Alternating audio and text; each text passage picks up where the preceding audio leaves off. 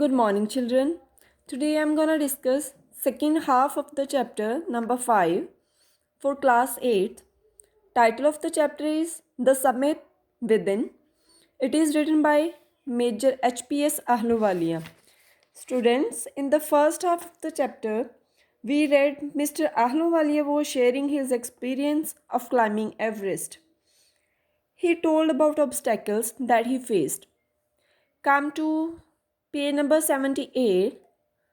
This para, the physical conquest of a mountain is only one part of the achievement. There is more to it than that. It is followed by a sense of fulfillment. There is satisfaction of a deep urge. Urge here means desire to rise above one's surroundings. It is the eternal love for adventure in man. The experience is not merely physical, it is emotional, it is spiritual.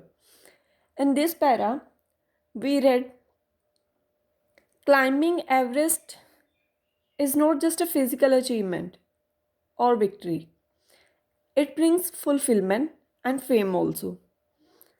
Besides, the experience is emotional and spiritual also. Consider a typical climb towards the summit on the last heights. You are sharing a rope with another climber.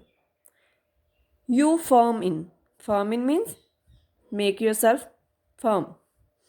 He cuts the steps in the hard ice. Then he belays, meaning is given over here of belays, and you inch your way up. The climb is grim. Grim means serious.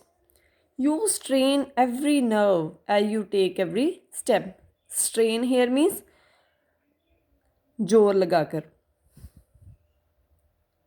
with power.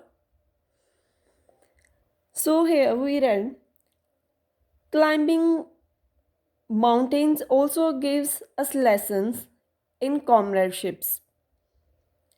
He gives an example. While climbing, two persons have to share a rope.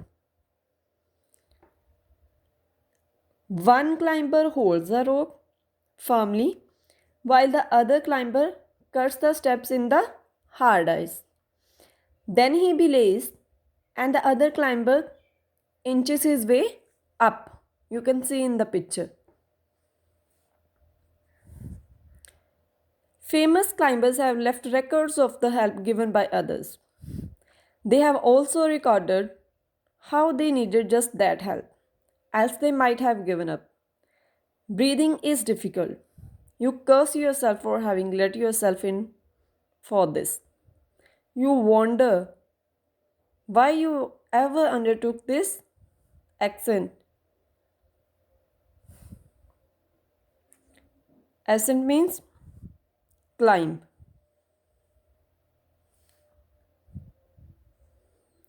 There are moments when you feel like going back. It would be sheer means simple. It would be sheer relief to go down instead of up. But almost at once you snap out of that mood. Snap means cut or break. There is something in you that doesn't let you give up, struggle, and you go on. Your companion keeps up with you. Just another 50 feet or 100 maybe. You ask yourself, is there no end? You look at your companion and he looks at you. You draw inspiration from each other. And then, without first being aware of it, you are at the summit. Children, here we read famous climbers have left records of the help given by others. A single man cannot simply think of being a climber. It's only the physical difficulties which will deter him. The difficulties are emotional too. In all those moments, the comrades means friends draw inspiration from each other. Looking round from the summit, you tell yourself that it was worthwhile.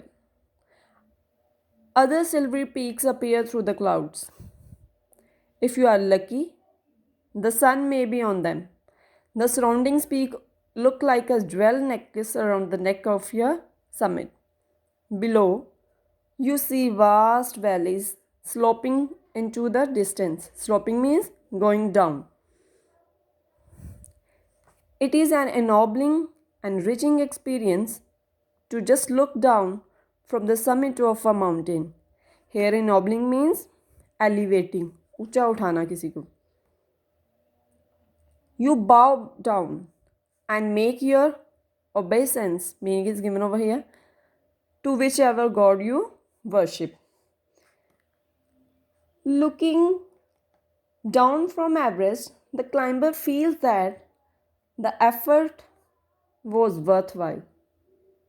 Which effort? Effort of climbing that mountain. It is an ennobling experience. The climber bows down to God. I left on Everest a picture of Guru Nanak. Rawat left a picture of Goddess Durga. Phoodorji left a relic.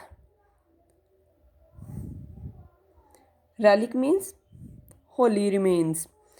Relic of the Buddha.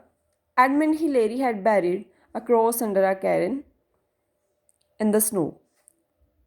These are not symbol of conquest, but of reverence. Reverence here means respect. The experience of having climbed to the summit changes you completely. So children, here we read some names are given over here who left picture of their goddesses or gods on the Everest peak. Ahluwalia left a picture of Guru Nanak Dev Ji. Rawat left a picture of Goddess Durga. Phoodorji left a relic of the Buddha. And Edmund Hillary had buried a cross under a cairn in the snow. These all are just symbols, not of conquest, but of respect towards their God. So, the experience of being on the Everest changes you completely. There is another summit. Underline these 2-3 sentences. Mark these. These are the important ones. There is another summit. It is within yourself. It is in your own mind. Each man carries within himself his own mountain peak. He must climb it to reach to a fuller knowledge of himself. It is fearful and unscalable. It cannot be climbed by anyone else. You yourself have to do it. The physical act of climbing to the summit of a mountain outside is akin. Akin means similar to the act of climbing the mountains within. The effect of both the climbs are the same. Whether the mountain you climb is physical or emotional and spiritual, the climb will certainly change. Change whom? You.